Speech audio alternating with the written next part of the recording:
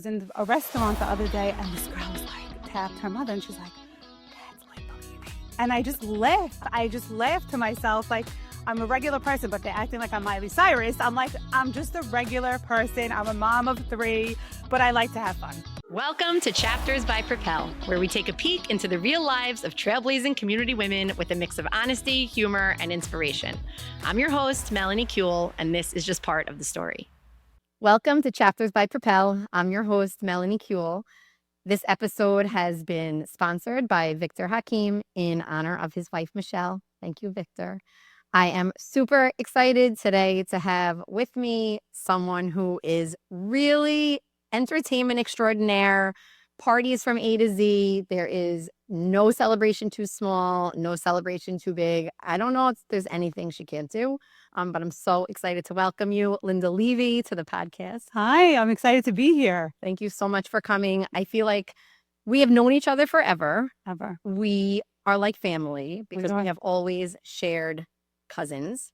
We grew up with Lynda and Rachel and Allison Thalick. Sure did. We always spent a lot of time together, and it was always so much fun.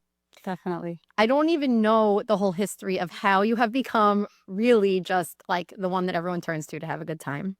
So today I'm going to find out. Hope so. So before we get to like even how you started working and how everything became what it is today, could you tell us a little bit about what you were like growing up? Oh, it's a great question. So growing up, I always like to have fun. My family is fun, crazy, as you know. We went to Club Med every year for 15 years. We were always on stage and performing and doing, crazy dance signs, and we were dancing in the pool. I was a very rambunctious child. The teacher said I was so smart, but they couldn't control me in the classroom, which is, I think, part of who I am. My parents always gave me so much confidence, which to me is everything. No matter what I looked like, I wasn't a pretty child. I wore nice shoes because I had flat feet. I wore huge glasses. You could ask my siblings, my friends. But no matter what I looked like, they always told me, like, you're so pretty, you're stunning, you could do it, you're great. And I think that that's a very big part of how I grew up. And I think that that is such an important thing for us all to think about as parents, because before I was a life coach, I was a teacher and I was a pipsqueak. I wasn't a mom. And I would tell parents, like, your kids come in and repeat things you're saying at home or things you're doing at home, and you don't even know they're watching. And we certainly don't know they're listening. Definitely. So the fact that your parents really gave that to you and made you feel like you could do anything is a really big deal. Huge. And I remember having so much fun with you all those times growing up too. Okay, so you literally have done everything. We're going to start sort of at the beginning. When did you start working? Like, when was your first experience working? So I was married. I had one child. I was always, busy. I had a housekeeper agency at one point. I had a scrapbooking business at one point. I always like to keep busy. I was working for my dad in cookies for a few years, but nothing was ever like so fulfilling or, fun. I was always looking for something though. Okay, so now I love that you had all these jobs that you started out working. I didn't know about any of them. Mm-hmm. How did you come to, I think Zumba was the first like real job. Definitely. Yes. So how did that happen? Okay, so it's actually a crazy thing. I was sick. You remember? I don't want to stay on that too long, but I was sick, and after I was better, thank God. After I went through chemotherapy, my doctor told me you need to stay active in order to stay healthy. And I really I was never into fitness, and I never worked out. But my sister-in-law, actually, Ariella, she took me to the center, and I did a class in the center, a Zumba class, and I fell in love. And it was there that my instructor, Nathan Blake, looked at me and he's like, you have something. I want you to get certified. And I was like, there's no way. He's like, just go get certified and see what you're going to do. So I went and I got certified. And my friend Liza was like, why don't you come work in my camp this year? I was like, you know what? It's easy. Kids. I'll do kids. They don't judge. I did kids and it was great and it was fun. And then one day I was in a salon and somebody came up to me. She knows who she is. She was like, can you please teach me and my 3 friends? And I was like, I don't know. She's like, just 3 people. I said, okay, give me a few days to get things together. I worked on my material. I did it. And I had 3 girls the first class. And then every week, each person brought a friend. Until I want to say 8 months later, I had 40 people come to my class one day, and it was in my mom's basement, and it was normal. So I went to look at other venues. I ended up in Club 100, and that was like a very long run. I was teaching 4 to 5 classes a week, sometimes 6 classes a week. And it was a lot of fun, but it was a lot. And then one day someone called me and she's like, can you do my daughter's Zumba birthday party? And I'm like, I don't see why not. It's the same thing. And then a week later, someone's like, I want you to do my birthday, but my daughter doesn't like Zumba. I was like, okay. So she's like, could you do color war? Could you do Olympics? Could you do art? And then that's how it gradually started to build and build until there were so many opportunities coming my way. I remember somebody called me and she was like, can you do my son's flash mob? He wants to get engaged. And I was like, I know how to dance, but I have to like create something. And I'll never forget it. That was like one of the biggest opportunities of my career. We did a flash mob in South Street Seaport. The Daily News was there. All different types of reporters were there. And it was at that time where I looked at my husband and I was like, this is the biggest thing that ever happened. And I don't think, and in my brain, I was like, I don't think anything's going to ever could top this. But let me tell you something. After that, doors started opening and things started happening. And every time I did something, I was like, I can't believe I did that. That's definitely going to be the best thing I ever did. And then, from cracker commercials where I did a rap song that went viral overnight. I think it had like, I don't know, like people were calling me. They were like, where'd you learn how to rap? I'm like, this is just who I am. This is just what it was. It just became an overnight sensation. And that's just really how it started growing. Oh my God, it's unbelievable. Everything about this story is unbelievable. When you think back, Lynn, to like when you had 3 girls in the class and then 10 girls in class, 20 girls in class, like how did you feel when that was happening? So it's a very important thing to say. I could not believe that people were coming into my class. I could not believe that people wanted to be a part of what I was teaching. I was like, wow, they probably just like me for who I am. I'm not like this like thin person, but I'm very confident and I give off, I guess, a good vibe. And every time someone would walk through my door, I was like, wow, I really meant something to me. It really felt like a huge, I don't know, it was like a compliment. And then we became friends and it was like this family that started developing. It was amazing. And that's what I feel like. I think even when I'm with you and people see you, I feel like everyone embraces you in a way that like they really do feel like part of your family. So it's funny because people are so like, they see me. I was in a restaurant the other day and this girl was like, tapped her mother and she's like, that's Lynda Levy. And I just laughed. I just laughed to myself like I'm a regular person, but they're acting like I'm Miley Cyrus. I'm like, I'm just a regular person. I'm a mom of 3, but I like to have fun. And the kids feed off of me also. And the adults too, I should say. I was going to say, and I think that what you say is also such a good point in terms of just your energy and your confidence and your love of life is something that everyone needs. And I think that everyone feeds off of. And I think that our community benefits so tremendously from having you as a part of it, honestly, because you really bring it. Like I have never seen you, no matter what's going on in life or in the world, and the world is insane, but I've never really seen that affect you. And I feel like you are that light that like people need to be distracted or need to get away from something. And that's really who you are. I try. So in this whole journey, like, can you think back to any time when there was a challenge or a bump in the road, even though it sounds like, thank God, it like kind of grew and grew and grew very organically? I definitely have had my challenges. I was working. At one point, I was a gym teacher in Barkai. I was teaching classes and I was doing parties. And I remember coming home one day and I was giving my kids dinner and I was so overtired. I remember my son was talking to me and I couldn't focus on him. And it was at that point where a friend of mine was like, you can't say yes to everything. There has to be a limit. And I'm like, you know what? But I can't say no. It's just hard for me to say no. But I remember thinking to myself, I am very overwhelmed. I can't do this. It was getting to a point where it was like building, and I couldn't pull back. So I started saying no more, and I started realizing that when I started taking care of myself, everything was just better. My work was better. I was a better mother. I was a better wife. And I think it's a very, very big thing, taking care of yourself and learning when too much is enough.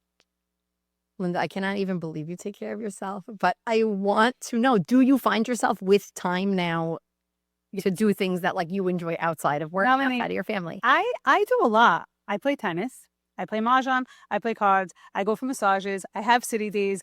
I do. My husband's in the travel business. I have to find time to travel as well. Yeah. I think there has to be a healthy balance. It's the only way that you're gonna be successful. That's in really my opinion. I've been through it all. I have to wake up 90% of my days on. And some days I am not on. It is very hard. I'm a regular person. I have issues. I have things going on in my life.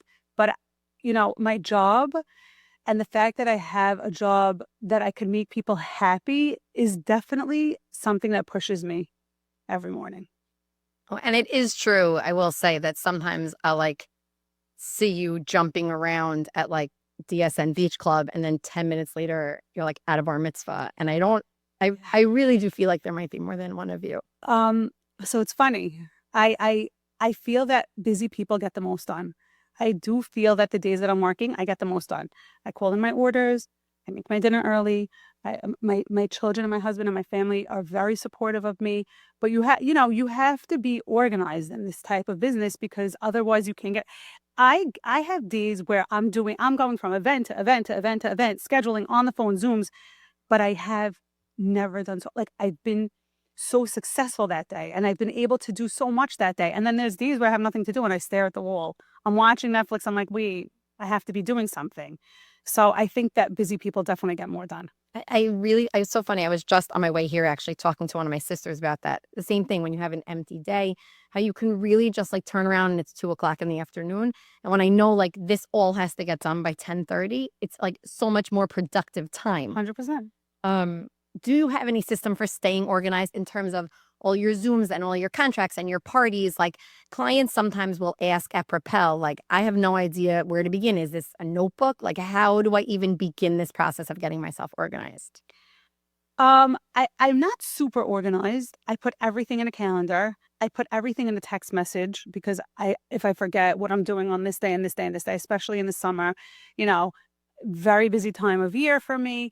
I write everything down on my phone and through text message with my clients so that I know exactly what I have to do, where I have to be, which staff is coming, what equipment I need. There are so many challenges. I showed up to an event once and the speaker blew. I had to back up my car in the driveway of the hall and play the music through my car. So there's always going to be challenges, but you have to just work through them. And again, I think the fact that you roll with it, You gotta you roll. need that kind of You personality. gotta roll with it. You gotta roll with it. Are there any parties, I don't want you to say specifics or people's names, but that are really memorable for like one reason or another that you feel like that was really like, There's so many. I was actually doing a party in Bloomingdale's, a personalized scavenger hunt once, and there was a very famous person there. And I bugged out, and I was like, "Oh my god!" And she looked at me, and she's like, "What are you doing?" And I'm like, "Hi, my name is Lynda Levy. I do personalized scavenger hunts. Here's my card." And she ended up following me, and it was just like things like that. Like you never know who's watching, where you. Like I was in Bloomingdale's, and she was like, "Wow, this is amazing." But I think every party is special to me for a reason because I get to connect with the people. I get to share in their happiest moments. But I can't pin it down to one right now. so Lynn, we have another sponsor actually for this episode, someone who you and I both love. Our very, very close friend, Liza Asher, has also sponsored your episode for her daughter, Danielle, So who beautiful. is Dan's Desserts. And she is so beyond talented, Delicious. delicious, gorgeous. She makes coffee creamers now that are off the charts. She's in culinary school in this pastry program. And I really feel like you and I are both going to get to say we knew her when. When she was in diapers before that, in the Yes. womb creation. Yes, yes. We're So very proud of you, Danielle. we're so proud of you, Danielle. And everyone should really check out Dan's Desserts because I don't know how much time she's going to have to make desserts this summer, but they're really Delicious. delicious. Amazing. Okay. So can you tell me this? What skills do you think someone needs to be successful running their own business? Okay. Like I said, number one, confidence. Confidence is key. If you're confident and you walk into a room like you know and you own it, everything else will flow. Number two, be kind to everybody on the way because you never know where you're going to see them again. If they could help you, you know, just be kind. Number three, be humble. Um, there was a point that people were coming up to me, oh my God, you're this, you're great. And then my husband's like, Lynda, you calm down, be humble. And it really sticks with me every single day because when you're humble, but you're confident, you don't have to show everyone, oh my God, I'm so great. Because people will see it through your personality, through your work, through your chesed, through how you're relating to people. So confidence, kindness, and be humble. Those are my three biggest things. Excellent.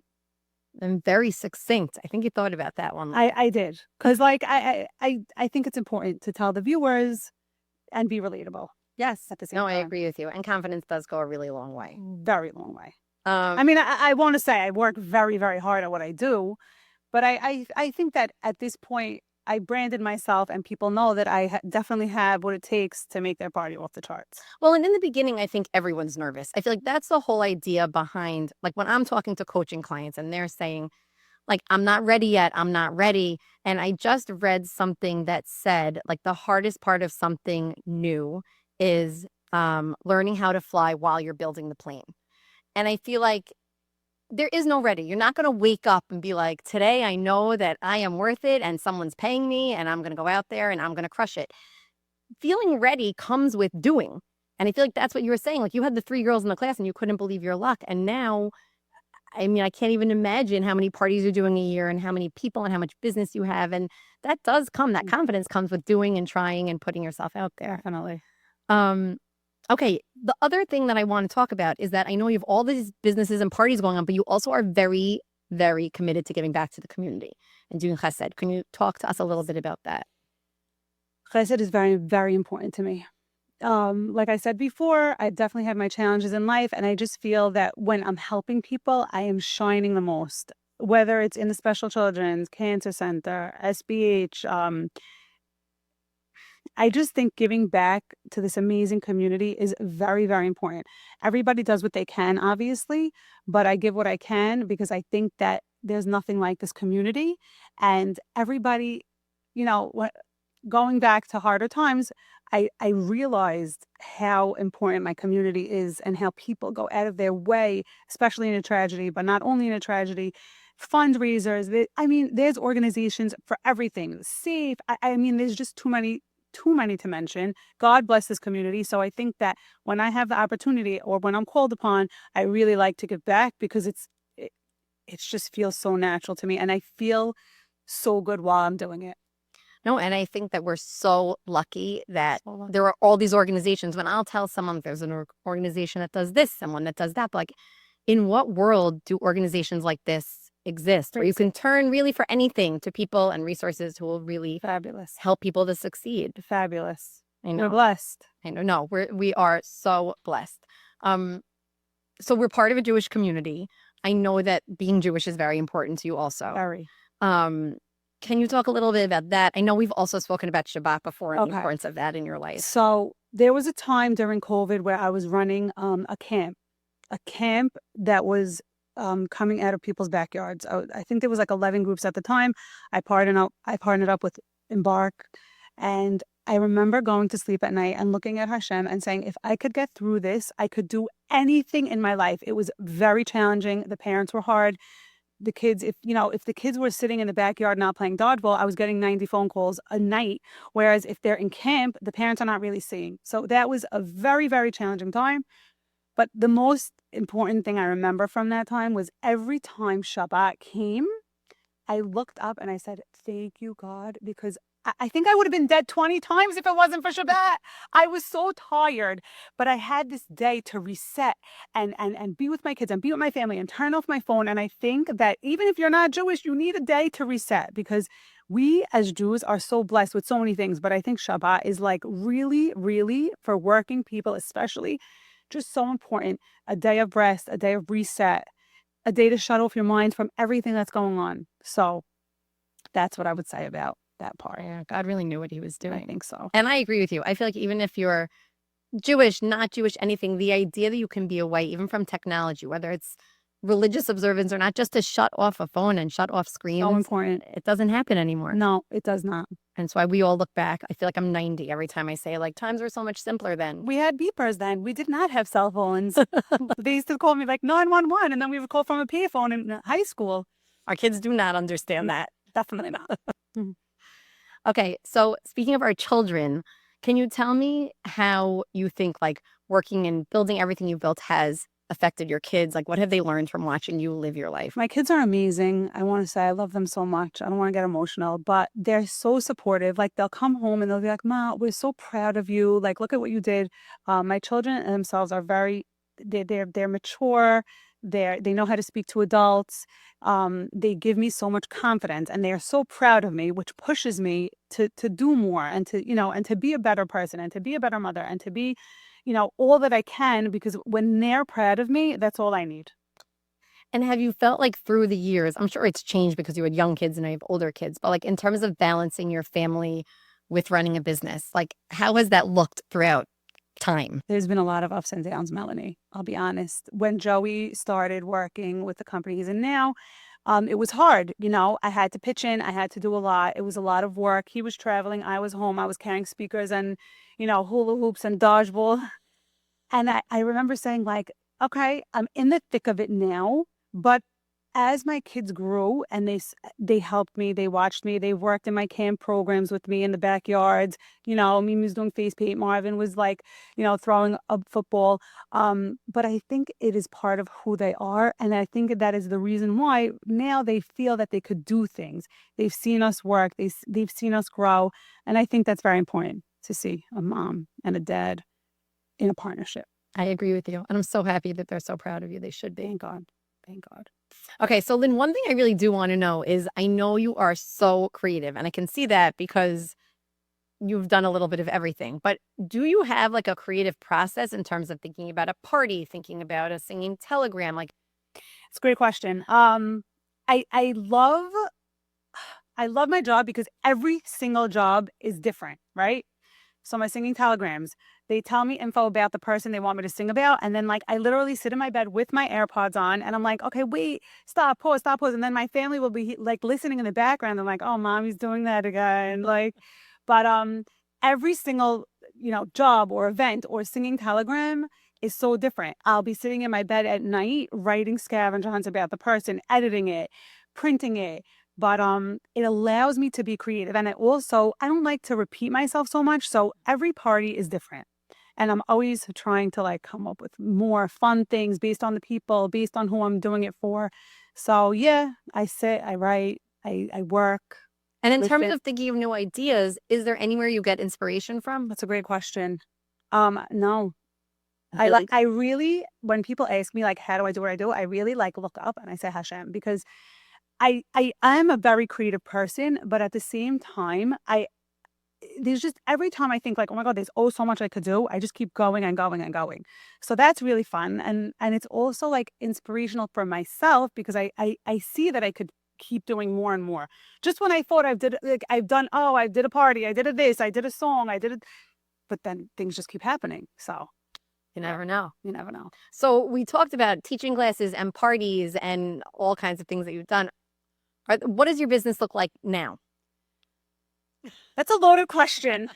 Sometimes people are like, what do you do for a living? And I'm like, that's a loaded question. Okay. What is my business? Well, I just came home from a Passover trip. I travel for business. So corporate companies will call me and I'll go with them. I've done, Mexico, Cabo, all different places. I do personalized game shows to fit the business. I'll do personalized interactive games to get the employees to work together. I think that's one of my favorite parts of my business. I travel with families who want to have a little bit more fun on their vacations. Um, Summer is coming up. I have a lot of fun planned. I don't want to say too much, but I think I'm just going to keep going and see where the road takes me because I've done that thus far and it's been great. It's been a great ride. So let's see. I really don't know where Lynda Levy's going to be in 10 years. I guess we're going to have to see. But when you say it like that, Lynn, also like where will Lynda Levy be? You really have created a brand. Like you are your brand. And it sounds like you're really still, I know you have staff and people who help you, but you're really like a one-woman show. I'm a one-woman show. People always like, can't you hire people to do parties? And I've tried that before. It never worked because people I guess they like my personality. They want me. So I'm never going to become a franchise. I thank you. I love to say, Party by Lynda is a brand. And it's something I'm very, very proud of. It's something that did not come easy, but I use my talents that God gave me. And I go and I have fun and I go with the flow and there's ups and downs. But for the most part, it's been an amazing ride. Thank God. Thank God. You know what else we didn't talk about is social media, because that's something we didn't have growing up. What's your take on social media? Has it helped you to grow? Like, what do you see as it being? Social media has helped me grow like crazy. I'm not gonna lie. There's definitely, good and bad. When I see that my parties are shared over 700 times, I'm like, why are people what are people talking about when they're sharing my things? Like, why? Like, I'm dying to ask the people. But look, it's fun. It's interactive. People could see what I'm doing. Whereas in like olden times, it was word of mouth. It's still word of mouth. But the fact that it's visual and people could see what I'm capable of, I think it's very important. I think there's a downside to this generation, the famous quote, Instagram is not reality. Definitely not. But at the same time, it was super helpful for me, showing what I'm able to do on camera where people in the community and beyond can see has definitely helped me grow. So for me, social media was huge. And I think that's also important because, again, like Propel does workshops for how to, start your Instagram or how to get more of a following or what should you be showing. And I think listen to you talk about how showing what you can do really can be helpful, certainly in terms of building a business. I want to say something to the girls. I used to say, like, I'm not going to post. I'm going to look like egotistical. It's not nice. I don't want people to see, but I have to say, show your work, be confident, be creative, share it, keep sharing it because you never know where it's going to get you. You never know who's going to call you. You never know what person's going to be like, that's something that I could relate to. I think it's important. And especially with you, I feel like you have no idea that someone could see you doing one thing and say, you know what, I think she'd be great at that. Yes. And so definitely. It's funny, during COVID, my business was like supposed to tank, right? I couldn't do in-person events. I couldn't dance. I couldn't go out. I couldn't go to restaurants, whatever. And that was the time where my business took the biggest leap. I became an LLC. I started a camp. I started a singing telegram business. I was literally with a karaoke microphone in the snow, going from house to house to house to house in my leopard puffer, singing to the whole community. And people are watching me and people are like, oh my God, you saved me during COVID. You were so entertaining. You were so fun. I was teaching kids dance over Zoom. I felt that it was very important. I felt that everybody was focusing on the adults and all the exercise and all the fitness and all the things were adults. And then I'm like, wait, what about these kids that are sitting in the desk during, the whole day they're on Zoom? My own son was suffering. So 4:00 every day, I would do a dance class on Zoom. My husband and my children would go out, they would walk the dog and I would blast the music and dance for an hour with the kids. And it was just something that I looked forward to every day. And till today, people are like, you know what? You were able to mold with the times, and I think that was very important. It showed that during this crazy time, I was still able to shine, and that's when I really my whole career took another path. So I think that's very important to say as well. No, being able to adapt clearly. I mean, it also seems to be a theme here. A lot of people during COVID who thought like things were over, people who were able to mentally shift and to create something new. For a lot of people who have been here, it's really a time when they were like, and that was the moment when we had time to think and we had space and we had air and we changed the path. Totally changed my path. So Lynn, you are so inspiring. So let me just say this. I have known you forever. I have always thought that you're so much fun. I really know how much joy you bring to this whole community and how blessed we are to have you and how genuine your energy is and your goodness is and you're wanting to give back. And I really do love that you're a household name and that I've known you since we were kids. But that I really think, God willing, you're going to go on to do this for many, many more years. And the next time we do podcast part 2, who knows what you will have done. Who knows what I have up my sleeve, guys. But thank you. And thank you to Melanie.